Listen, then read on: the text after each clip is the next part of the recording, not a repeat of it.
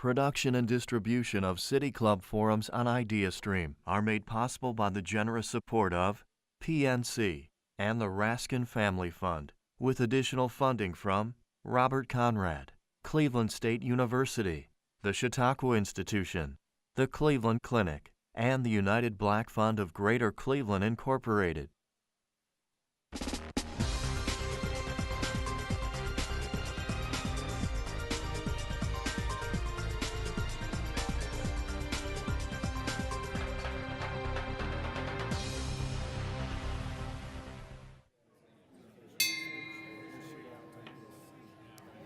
Good afternoon, everyone, and welcome to the City Club of Cleveland. I'm Rick Jackson, senior host and producer at IdeaStream. I'm pleased to introduce today's forum, a conversation with local leaders on the Blockland initiative. Last summer, many of you know, Bernie Moreno began sharing his vision to make Cleveland a leader in blockchain, a disruptive technology that has the potential to impact banking, real estate, manufacturing, countless other industries. Progress has been swift. In August, Blockland announced a partnership between Jumpstart Inc. and Toronto-based Blockland Research Institute, providing small businesses and nonprofits access to BRI's data and their research. In November, Ohio became the first state to accept cryptocurrency as payment from taxpayers. And in December, the Cleveland Blockchain Solutions Conference debuted, drawing more than 1,500 people right here to downtown Cleveland from around the world. They learn more about the technology and how Cleveland can establish itself as an epicenter for blockchain technology. Proponents believe Blockland would bring large amounts of tech talent, entrepreneurs, and innovators into the region, boosting our economy, improving our tax base, and creating jobs. Critics, though, worry that if the efforts do not change the underlying conditions of the poor in our city and in our region, it simply won't be the success that it could be. So the question we have is, what's next for Blockland? Can the region, long known for expertise in manufacturing and in healthcare, also become a technology hub? Today, we may find out. Joining me on stage, Jessica Berg, Dean of the Case Western Reserve University School of Law and co-leader of the Blockland Legal System Node. We will explain nodes for those of you wondering that word. Kevin Johnson, Managing Partner of NextGen Interactive. Charles Stack, CEO and co-founder of FlashStarts, and Dr. Monique Humphrey, the Vice President of Workforce Innovation and Dean of IT at the IT Center of Excellence at Cuyahoga Community College. If you could please welcome them with me.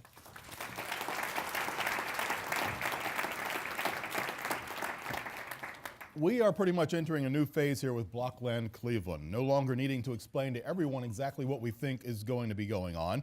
Your interest in some knowledge is evident because you paid to be here, right? So many of you do know what's going on. If I may, we're going to make this dangerous assumption that there are definitions that are superfluous, but we will explain some of the things. We'll go from there. Kevin Johnson, I'm going to start with you, sir. I think we've all heard Mr. Moreno say that 2018 was a year of assimilation and preparation. 2019 will be a year of implementation. What is it that Cleveland is ready to implement? So, great question. Part of the reason why we're here is to talk a little bit about what we're going to do in 19 and how we're going to go about doing it. What you're seeing is a coalescence of a lot of entities who are technology-oriented, who have some degree of blockchain background, and who are interested in developing this technology for actual applications. And the applications out there are probably more than a lot of people realize. What we want to make sure we do is make sure that Cleveland and this region is extremely engaged, such that from an economic standpoint, from an inclusive standpoint, we're able to benefit from that. So it's a broad question. Blockchain presents an opportunity, and Blockland really becomes this large region, from my perspective, where we're trying to not just figure out how to engage, but actually engage and create synergy so that we have a greater chance of being even more relevant as a region long term. Charles Stack, why does blockchain matter? So I'm old, and there have been 4 great technology waves in my lifetime. This is the 4th, starting with the personal computer revolution in the 80s and the internet in the 90s and smart devices and web services in the 2000s. And now we're at blockchain. And frankly, we missed the first 3 waves as a community. Other regions in the US and around the world grabbed onto those waves and surfed them to economic development jobs, and wealth. We missed it. I don't want us to miss this one. And that's the message that Blockland brings, is that this is our chance as a region to collaborate, pull together, ride this wave to the greater good of the entire region. Dean Berg, what's allowed us to come as far as we have, as quickly as we have? Oh, good question. So I think it's a combination of different things. There's a lot of energy from different people. There's a lot of effort and excitement. But I think fundamentally it has been an attitude that we can move forward even if we haven't figured everything out yet. And we're willing at each point to reconsider, reevaluate, change things, move ahead at the same time. So we're never keeping ourselves sort of in the, all right, well, let's discuss it until we've got every aspect or make sure we have every single person there before we can move forward. We can move and we can adjust, and we can move and we can adjust, and that's an extraordinary way to move forward. When we talk about the movement, I mentioned already the December Cleveland Blockchain Solutions Conference debut, 1,500 people from around the world coming down here. There's another date Dean Humphrey set already for this year, November 30th. Does wanting to be an education IT center make us an education IT center? Well, when you think about what makes a center of excellence, usually it's because you have a predefined expertise that others acknowledge that. At Tri-C, we are probably one of the largest providers of Cisco talent, not just in Northeast Ohio, but in the region in the Midwest. Since 2000, we've educated and trained over 1,000 Cisco professionals. So when you think about Tri-C and how Dr. Johnson had the vision to establish centers of excellence to align for, to make sure that all of our training and education was aligned for the in-demand careers. When I think about Blockland and blockchain, the great opportunity that we have is, for those of you in the room that are already a part of the tech community, we've had many great wins within the tech community. But as Charlie said, we have this opportunity to get in front of the blockchain revolution, and we planted our flag with the Blockchain Solutions Conference that we are ready for blockchain business. And so we let the world know that we were interested in attracting top talent, great entrepreneurs, and great businesses here. So we wanted them to understand that they can leverage the strength of Cleveland, which is our wonderful history and legacy and experience with manufacturing and healthcare, and also tie that into the tech community here. Planting the flag is good, but what else do we have to do to stay in front of the race? Well, first and foremost, we have to make sure that we have the talent to support the new companies that come here, and also to fuel the companies that are here.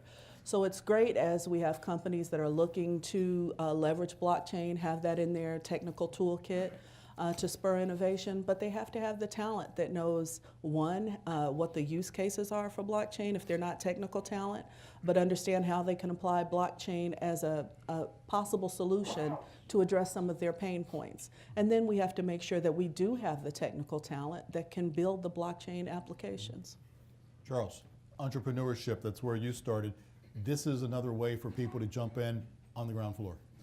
So it's a sort of an answer to that question. Okay. But as I was preparing for this in the last 8 hours, thank you, Dan. I was trying to think about how to bring this message home, and it occurred to me that blockchain and Blockland have a remarkably compelling similarity.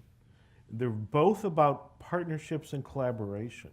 And Blockland has been an extraordinary achievement, thanks in part to Bernie Moreno, but he's not here, so I don't want to give him too much credit.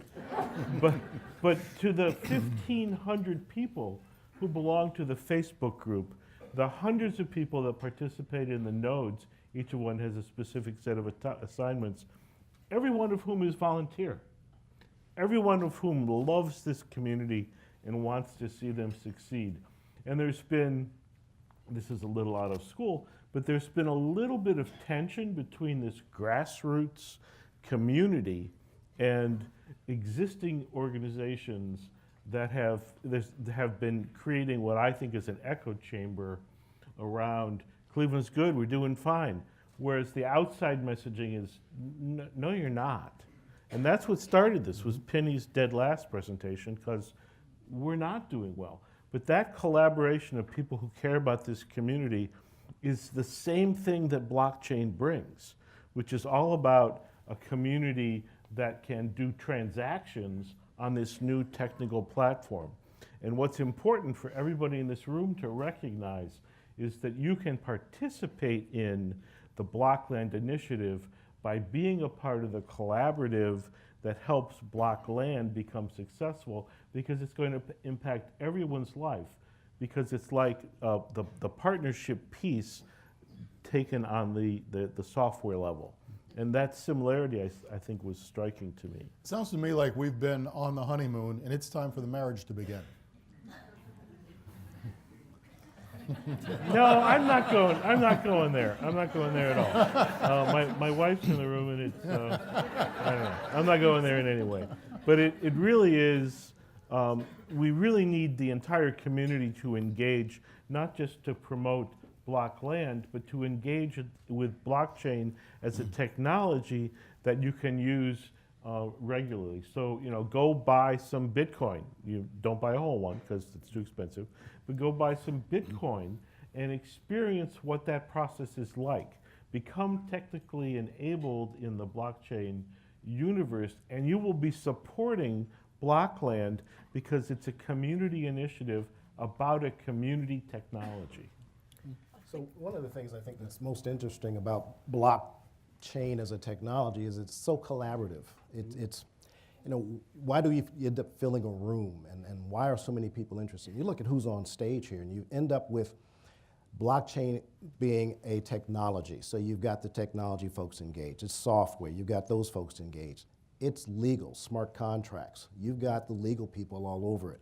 You've got the business community all over it. You've got companies that are looking to understand, gee, I'm not sure what it is, but I am sure that I don't want to be left behind. So that's why they're talking to companies like mine. So you've got all of this going on because of how collaborative, to a sense, the technology is with respect to every area of profession.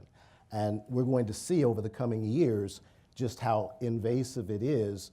And those of us who may think that, okay, I'm not a technology person, so I don't need to be bothered, you really want to think about that again. And we really want to make sure that we understand exactly how this technology is going to impact your life. So those use cases you talked about, those are very, very important because they begin to understand how every market segment is going to be impacted by this technology. One other thing that I think is critical, you mentioned getting our community involved. Many of the people in this room may be technologists or may see themselves as technologists. But as far as where this goes and where it moves from here, I think we used to say when the rubber meets the road, for Blockland to really grow exponentially, we're going to have to get the non-technologist involved. And so if you've seen Blockland as a technical initiative, as an IT effort, I don't want you to look at it that way. I want you to think of this as an economic development effort. This is a way for us, if you love Cleveland, if you care about Cleveland, if you care about the future, if you have children, if you want your grandchildren to grow up and stay here, you need to be concerned about Blockland. This is for you. Because even if you don't have technical skills, if you can connect people to Blockland training, if you can tell them about what's going on, if you can share the news with other people, that's how this grows and gains steam. When I think about the history of Cleveland and what makes this place special, historically, many people came here, their grandparents came here as immigrants, other people came here as part of the Great Migration from the South, many African Americans did. But the one thing that we all had in common was coming here for better opportunities. And we do know the Tale of Two Tomorrows, the great report that was done, talked about some of the disparities in the city.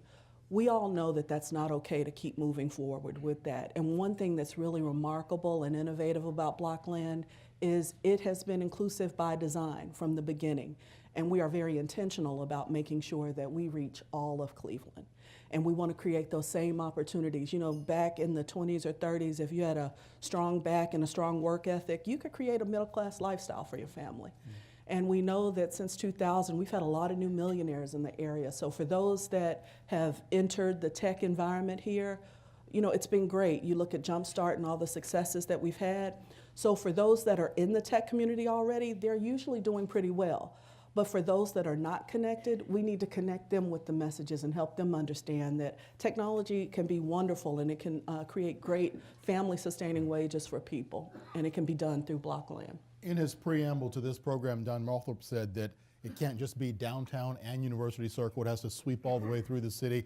Back in December, we heard Blockland doesn't have a diversity problem, said the all-white panel. So how do we make sure everybody is included? Well, I know at Tri-C, we have a YACC, the Youth and Adult Continuing Community Group.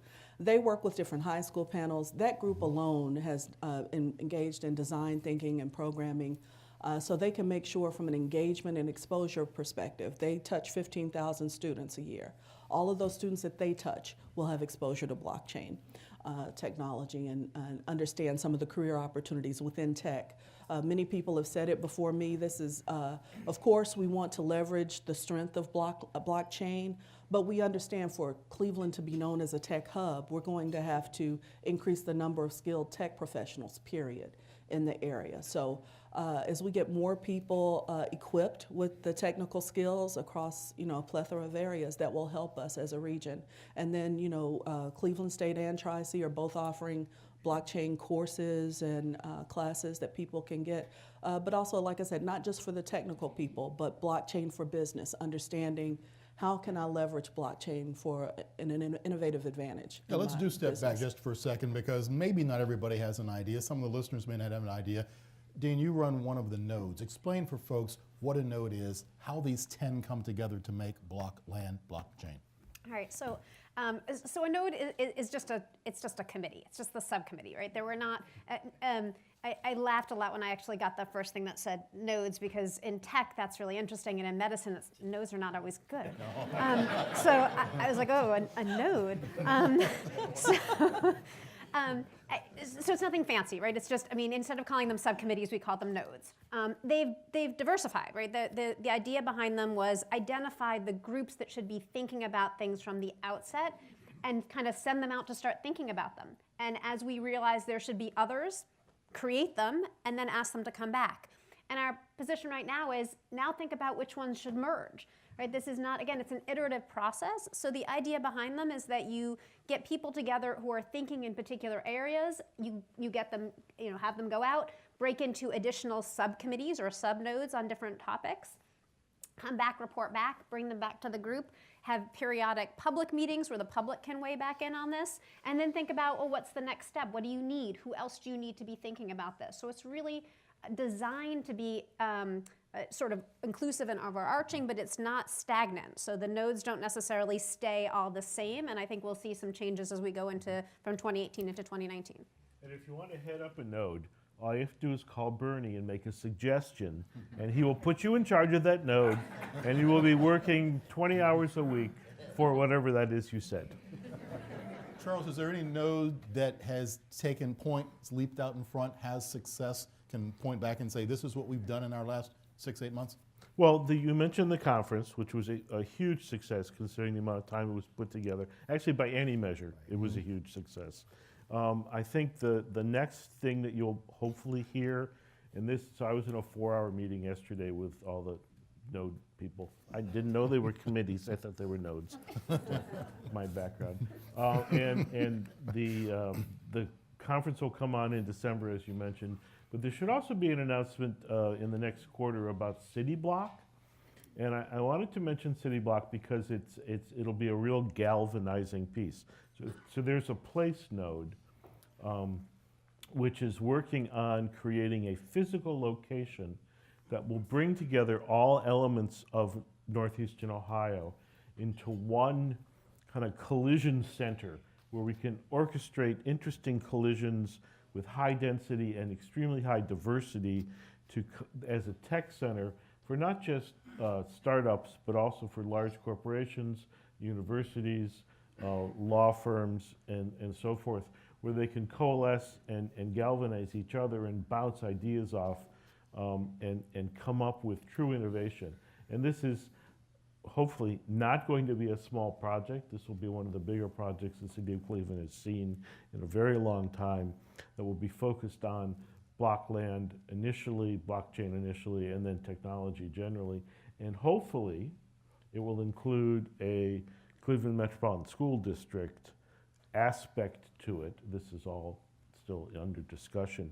But this is, and I say that to emphasize that this is a long-term play. This is not what's next month, it's what's next decade, because we need to build this community up from the ground up, to be inclusive, to teach the next generation new technologies that they'll be able to utilize for their own self-improvement going forward. Well, do people have to consider Blockland as an organization or a company or a nonprofit or a foundation or just an idea? So not an idea, but certainly an initiative that has managed in a very short period of time to find a way to create a vision of what we might do with a certain type of technology. And when you think about what we've been able to pull off with this conference in a record time with largely volunteers, it's been nothing short of amazing. The issue now is though what we do going forward, and how do we, as I said earlier, coalesce around the community to build out economic value. And truth of the matter is, if you're not building out economic value, you're not necessarily creating a difference. And then I think to your point, we've got to be able to always drive this down into the school systems. So the school system has to begin to produce individuals who are comfortable with technology, period. Not just blockchain, but technology, period. And it doesn't matter whether you are an art major, general science, whether you love history, this type of technology and others are going to permeate all of those worlds. And so what happens is that if we're not able to create the change at that level, we're not necessarily going to have the sustainability that we're going to need long term, regardless of what we're doing. So I love blockchain and Blockland largely because we've been able, for the first time perhaps, to create an opportunity going forward that's in line with what's happening in the world. We've been able to create a buzz here in Northeast Ohio around technology, and we have an opportunity to build that buzz out into economic value and leadership that will make this a great place to be. We talked about Toronto, and we talked about planting our flag, I think was your term. Who's the competition? Are there other cities out there right now having other city club meetings saying, hey, we're going to run with this? Well, I can tell you when we were in Toronto with Bernie and the other leaders, they asked that exact question, how many other cities have come here? And they said, you know, at least 10 other cities have come here asking the same type of question. But the one thing that you have working in your favor is the fact that you have a diverse group. It's not just educators, it's not just entrepreneurs.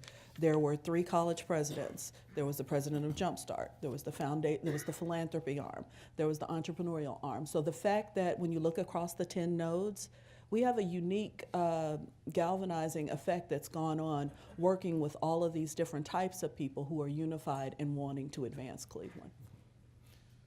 We hear about backing ideas with capital a lot. FlashStart's pledged to create a $6 million pot for blockchain seed funding. Jumpstart announced it would partner with Ohio Third Frontier on a $100 million fund for blockchain companies in the state. Who distributes that money? I'll ask you, since you're tied up closely to that. Who distributes the money?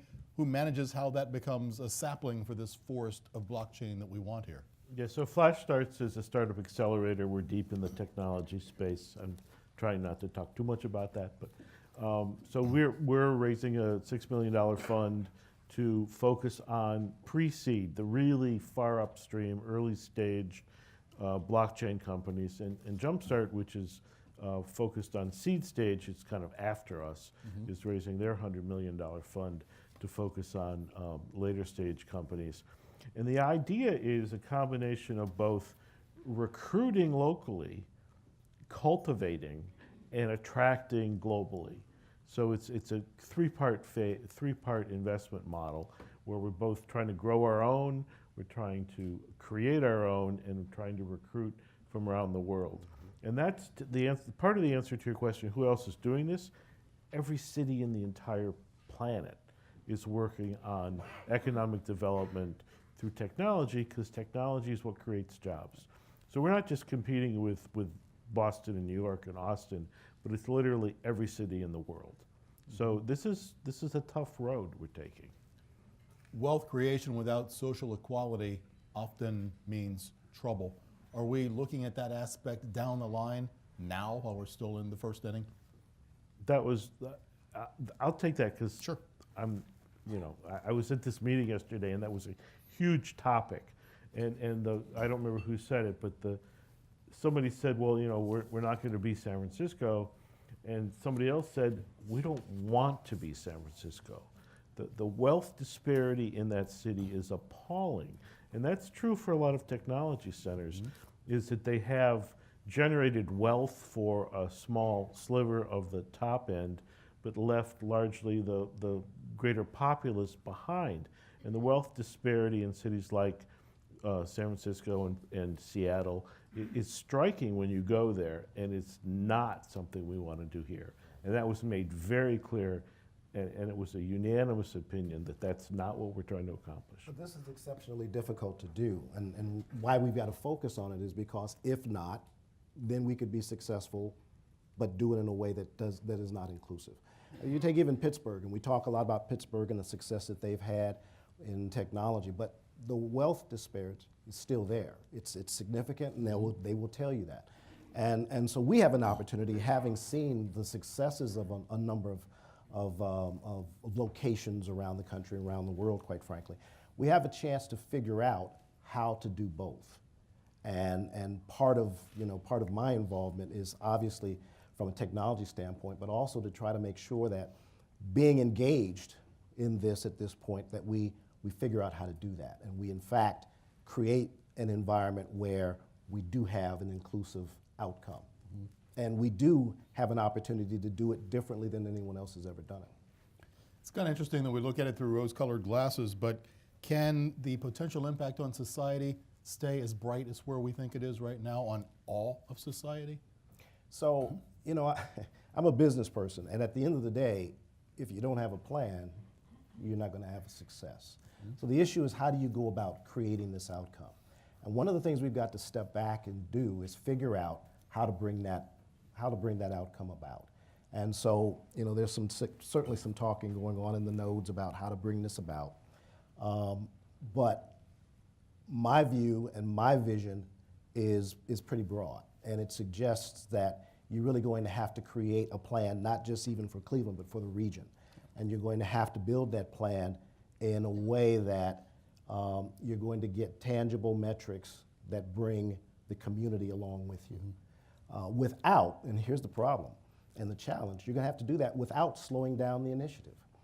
And so, as I always like to say, on the back nine now, that's part of where I want to make sure that I spend some of my time trying to make that happen. I wanted to touch on the education too. You mentioned 1,000 Cisco grads, Monique, at Tri-C. Are there enough people in the chain to feed what this is going to consume? Well, there's been a lot of talk about what is the number, and the one thing I can tell you, whether you believe it's 300, 1,000, or 5,000, the true number remains to be seen, but we do know that we have to align the number of people that we produce with the job opportunities. What we don't want to do is to create 5,000 people that have gone through blockchain training and then there are no jobs here. We don't want to do that because that would further exacerbate some of the challenges. So we're trying to make sure that the education and training is aligned with our job node. And so as we look and we're going through those training and education efforts and looking at the repository of what's available in the region, we're also trying to make sure that as we talk about marketing and getting the word out, I mentioned earlier that it's critical that we have people that are not necessarily technical as part of this to help us get the word out. Because how are we going to reach the communities? And it's a two-pronged thing. It's the long view, looking at the K through 12 system and getting more people in the pipeline, but it's also working with the adult population, people that need to be reskilled or upskilled. And getting them involved. So some of it is short-term training, helping people understand what's necessary to upskill or reskill, but also equipping the next generation with the skills that they need to be viable. And so to add on to that, so as an educational institution, we are constantly faced with the idea that we have to train people for what's going on right now, and we have to train you for what we have no idea is going to go on in 5, 10, 15, 20 years. So when we think about the skill sets that we're focusing on right now, I think the important thing to keep in mind, blockchain has some potential uses. We aren't sure yet exactly where it's going to be most useful or most successful. But we know quite clearly from actually quite a bit of data over now quite a long period of time that we need to be more prepared on the tech side. We need to be training students. We need to train them, quite frankly, on the law school side, even though they might get scared when we show them numbers and formulas. All of this has to face the fact that technology is a part of our lives. So to the extent that this gets you interested in something, to the extent that we pull in the non-technologists, to the extent that we tell you that there's something out there that you need to be aware of, and to the extent as the educational institutions that we can train you to have the skills maybe not to be as frightened by something coming out there, to be able to evaluate it a little more, to be able to think about what works for your business, that's a success, whether or not you are trained specifically right this moment to do blockchain. Because I remember reading recently when you talk about change and change management, when you look at how people react to change, the biggest barrier is if people are unfamiliar with it at all. It's one thing if you're asking me to switch and, adjust a little bit, but if I've never seen that, that's a really scary proposition. So as you talked about, especially for our K through 12 population, how can we help them to understand that, what they're looking at right now for 2035, 65% of the jobs don't even exist yet. So we want to equip them with critical thinking, problem solving, all of those things that a strong liberal arts foundation would give them, but they absolutely must have technical skills. It's not optional anymore. So we don't want them to be afraid of technology or, even if, like you said, if you're in the medical field, how do you use technology in a strong way? Regardless of what career choice you pick, you need to be savvy and data literate and a good digital citizen. So we need to have those skills for everybody. And that needs to be across the board when we're talking about inclusion as well. And I think one of the things we're probably correcting at light speed is the fact that we never really transitioned our education from an analog world to a digital world. We really never did it, and we never accepted what that meant, what the challenges were, and how do we prepare everyone for that reality. We just kind of went into it. And because of that, we're kind of backfilling. We're backfilling on security, we're backfilling on people that are literate, we're backfilling all over the place trying to make that happen.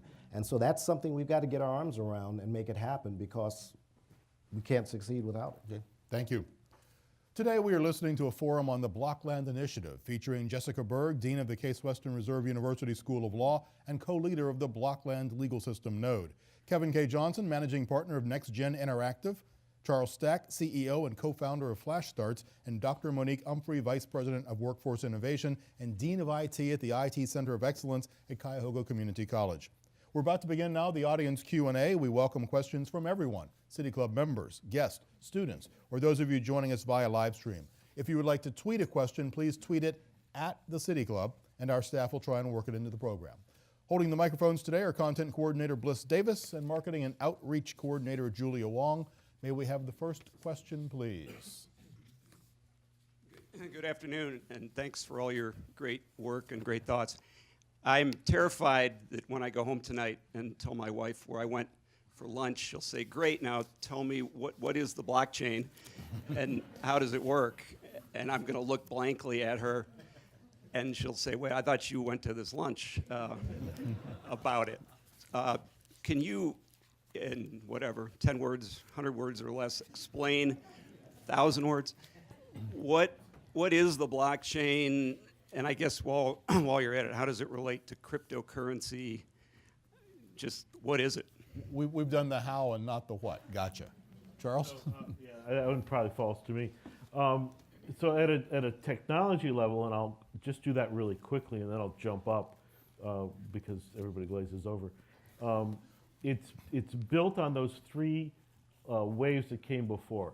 It's a transactional database that is secure cryptographically and distributed across all those different computers that we talked about earlier that came up, that allows you to create a record of transactions.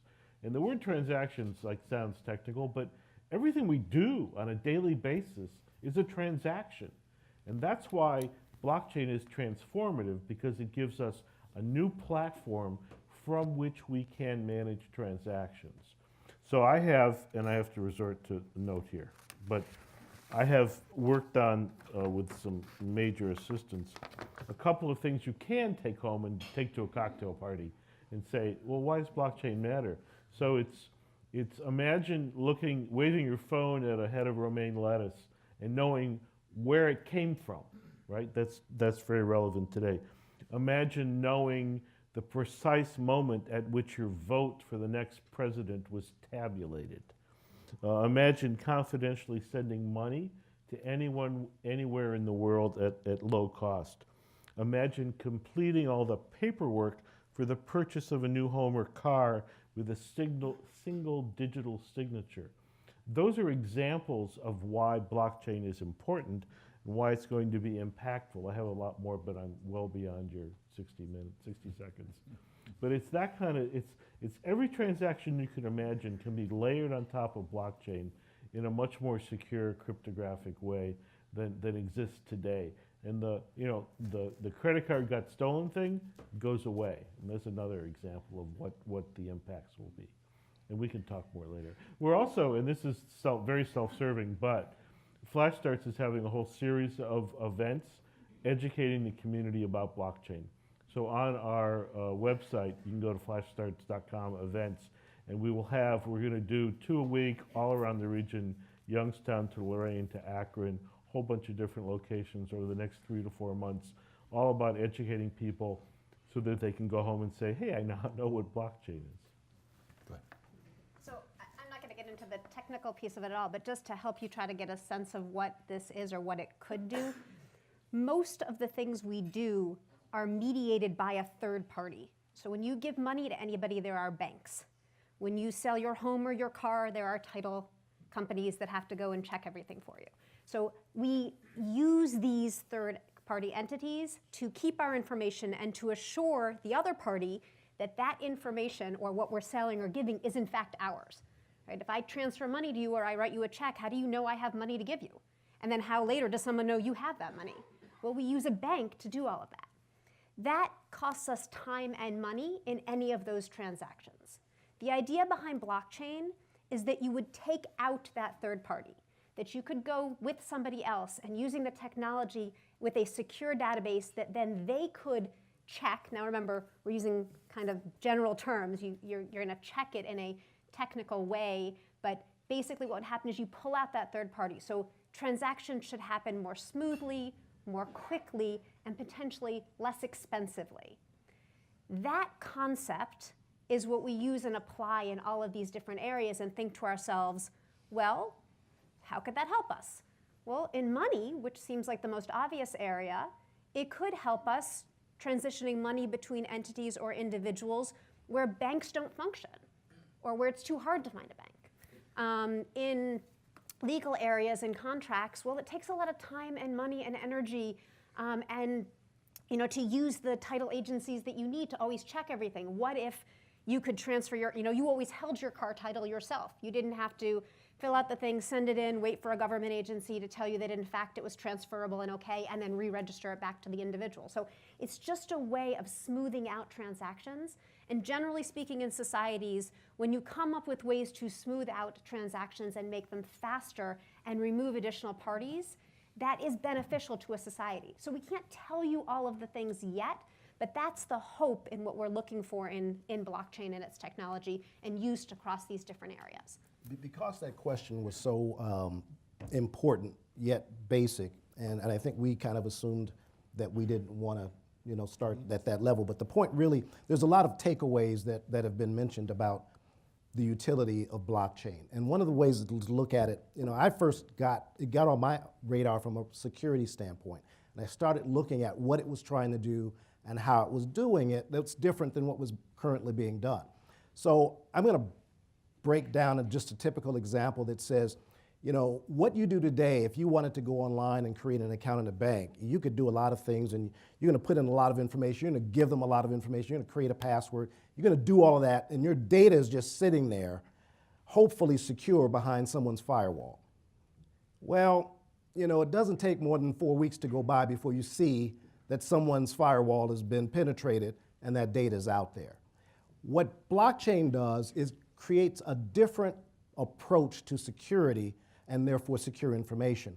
It does it by doing some crypto. It basically puts encryption on both ends of the data to a certain extent, and I'm really simplifying this, and then allowing that to be out there, but in a way that's very, very hard to penetrate.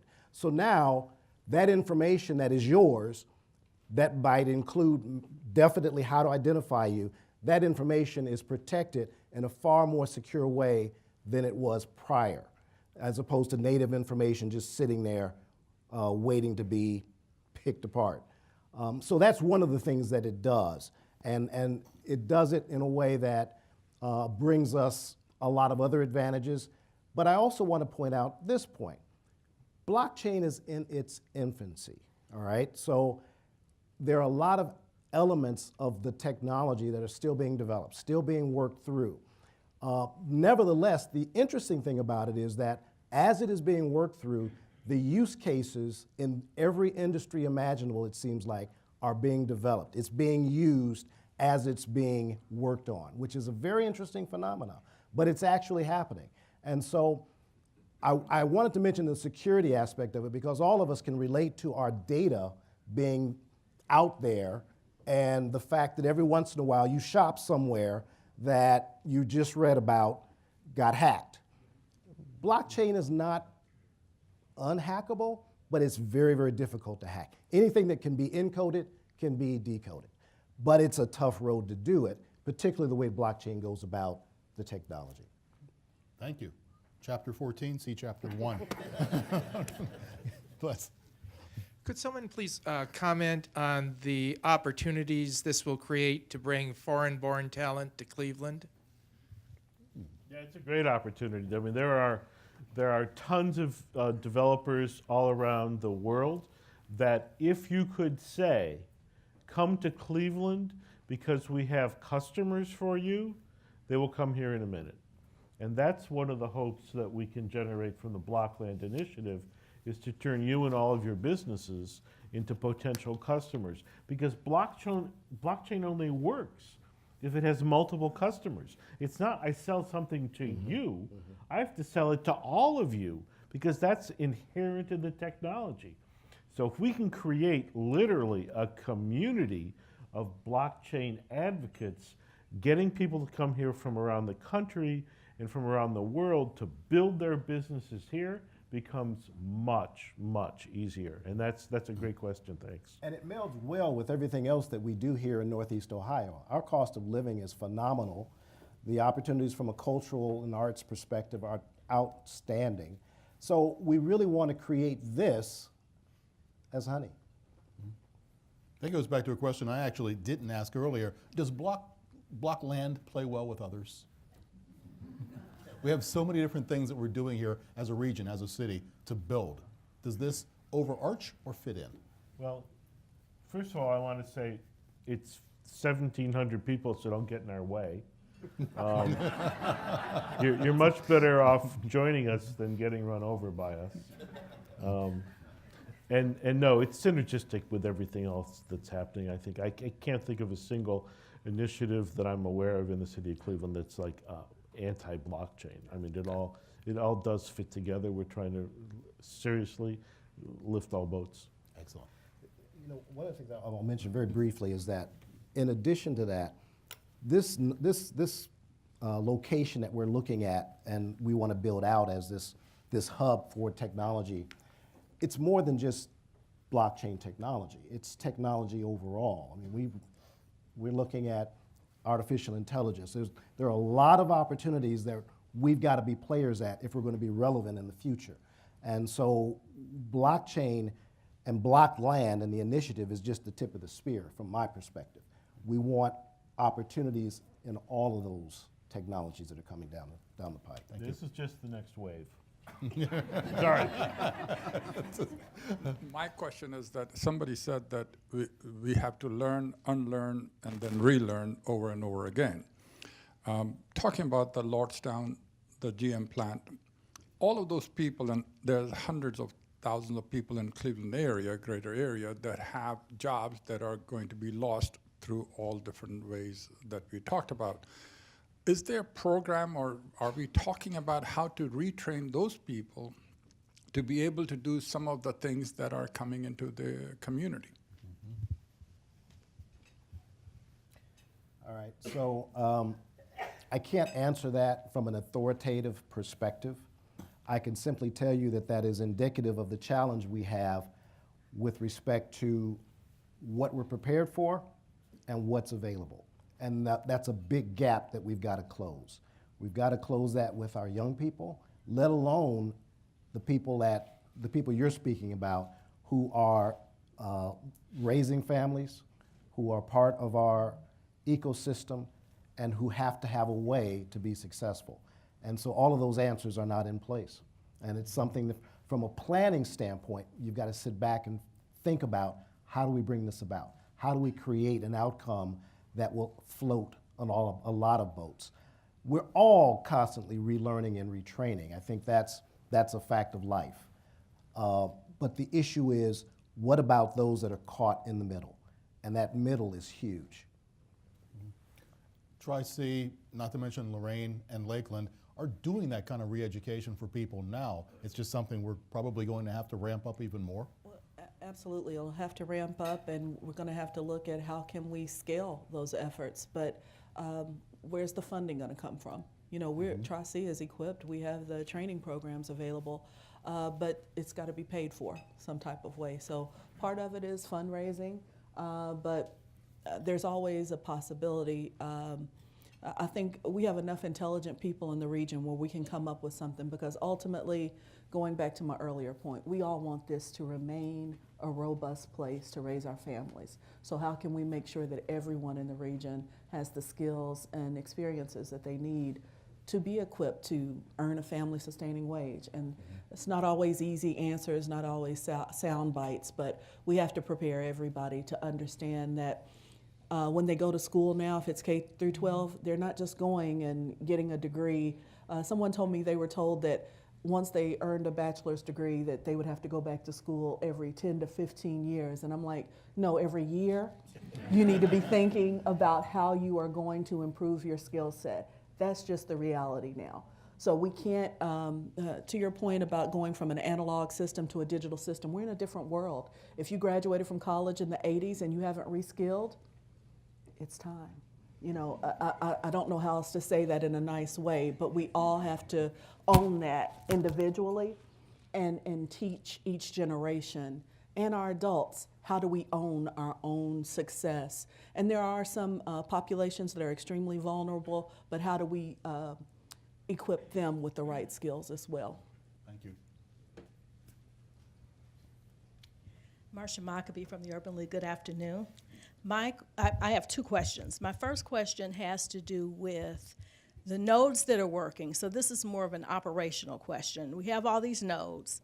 We talked about the fact that waves of technology that have occurred before have missed the boat on really understanding how to be inclusive and make sure that it is really an economic development kind of initiative.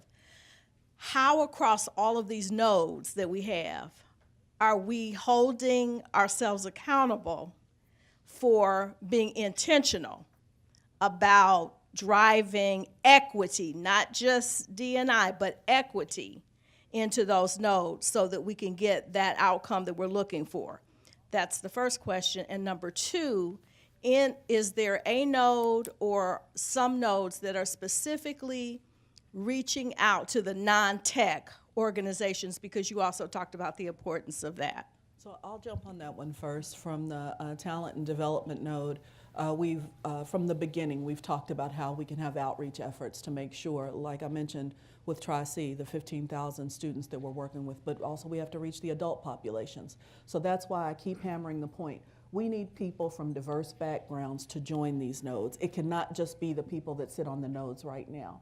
And I don't want you to be afraid if you don't have a technical background. We need more people who are willing to ask some questions and to hold us accountable, all of us. Just because we have, 4 people on the stage that look different, that doesn't mean that we have everything covered. You know, have we dealt with diversity from the perspective of disabled, LGBTQ? There are a lot of elements to inclusiveness. So we need everybody at the table. We need everybody involved. I see Chantel here from the Next Gen Node. The people on this panel are not everybody in Blockland, but we need everybody. Again, when I think about Cleveland and how diverse it is, that's our strength. That's what makes Cleveland unique. And in order for Blockland to survive and to thrive, we need everybody in Blockland. One of the things I think that, you know, I'm from Cleveland, but I've not always lived here, but I've lived here most of my life. And what I can say is that we've always struggled to a certain extent putting together what I call a comprehensive plan. You know, if we're running a business, we're going to sit back and we're going to take a look at what's the problem we're trying to solve and how do we do it. And one of the things that we're concerned about, I know we all sense it and feel it, is, look, there are things in our purvey, there are things that aren't. My job as part of this initiative is to try to make sure that certain things don't get left out. But the question becomes who's at the table. The question becomes what entities are involved in making sure that you have solutions that penetrate the community. We can do so much, and we're going to do as much as we can, but you know, there's a plan that has to come together that extends beyond Blockland. And we're going to make sure we do everything that we can, but we're also not going to write a check that we can't cash. And that's where we've got to make sure that while we are going to move at the speed of technology, which is really fast, we're going to do everything we can to make sure that the left outs and the left behinds, that we minimize that. But we need more help than what we can muster from Blockland alone. It makes me think, one of the things my dad says all the time is, if you're not at the table, you're on the menu. And so when I think about this, if you want to be a part of shaping the future of Blockland, you have to be involved. It's so easy to sit back and say, they're not doing enough, they're not doing this. But, you know, we're all volunteers. And again, if you care about Cleveland, care about Blockland. That's the best thing I can say. And I don't, you know, this isn't going to solve everything, right? Blockchain isn't a panacea, nor is technology, quite frankly, right? But I think there's a clear commitment, and has been throughout this entire process, to be not only as inclusive as possible, but also to be thinking constantly about that equity and equality question, right? To have that on our mind, to be aware of it. The awareness is a step in the right direction. But if you ask, you know, how are we being held accountable? Well, you hold us accountable, right? And you should continue to hold anybody accountable who's trying to do something, and at the same time recognize that if they don't solve everything, that doesn't mean that we failed. It just means that we need to try harder in other areas to continue to do the things that we're doing. And I think we have made some significant progress. You pointed out sort of the response the first time the panel was asked, although it was actually a little more diverse even at the time they were asked than, than I think it becomes apparent. We sit up here not as the representatives of the perfect diversity of blockchain and the initiatives and the nodes. We're just the people who maybe held still long enough when we were asked to say we're willing to come up and talk to you about it. We care about it, as do the other people involved, and we hope that others will become involved, and we hope that we'll be continued, you know, people will continue to question us and to ask questions generally about it. You know, what is Blockland? I mean, I'd say it's a movement, right? It's, you know, what is it? It's not an entity that sits on its own, even though there will be entities that come out of it, that do things. But it is an idea of something that we are pursuing, and that we are very much hoping people think carefully about what it could change for them. We also know and have lived through the fact that, you know, we know what happens if we do nothing.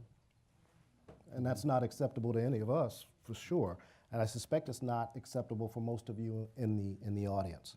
That's just a non-starter. So we're going to move. We're happy to be part of it. We're happy to take responsibility as much as we can, but we also understand that we're not everything. But I would love to work on a plan that would make sure that we cover the bases that need to be covered. The planning we're able to do, the key word there was volunteers. We're all responsible for our companies or we've got other things that we've got to do. And so, wow, look at what we've been able to do as volunteers. But we need a comprehensive plan for our region if we're going to win. And I'm not interested in playing. I'm interested in winning. And I think that's really what we're talking about. Let's squeeze in one final question. Hi, great panel. This is really interesting. So a little bit of background. I grew up in Northeast Ohio in Cleveland. I moved out after college, spent most of my time in California. I recently came back with my tech startup. One of the strengths of the ecosystem out there is that they're very open to new ideas.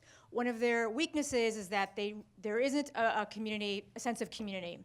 And that's one of the reasons, among many, why I came back. So I think you guys have that in spades, and I'm so glad that's part of the ethos of this movement. So the question is about openness to new ideas. What I have heard is that the venerable Cleveland institutions tend towards the traditional and tend towards being risk averse. Do you think that's true? And if so, how will you grapple with that cultural constraint here in Cleveland? So it's not just true, it's way more true than you even said. Yeah, risk aversion is a huge problem in this community. And the solution to risk aversion is to place a lot of bets. If you look at one bet, one startup, one initiative, one technology, the chances of it failing are actually pretty high.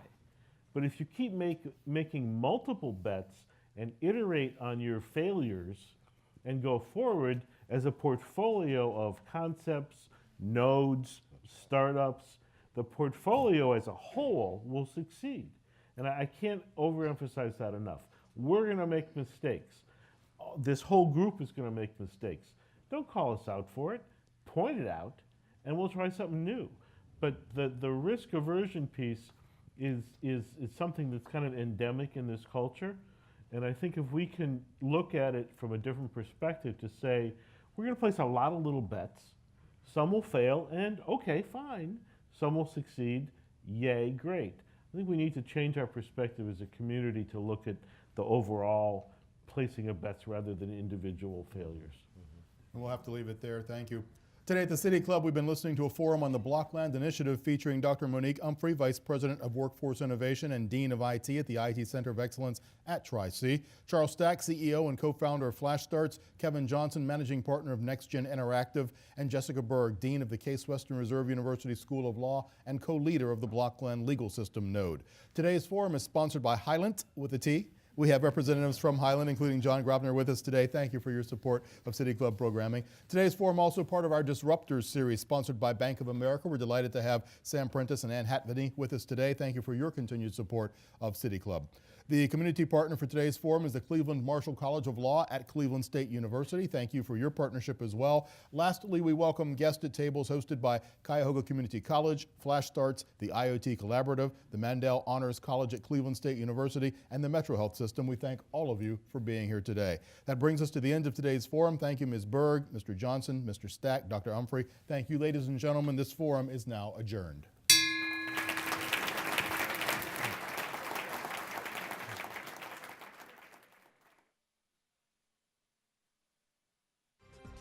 For information on upcoming speakers or for podcasts of the City Club, go to cityclub.org.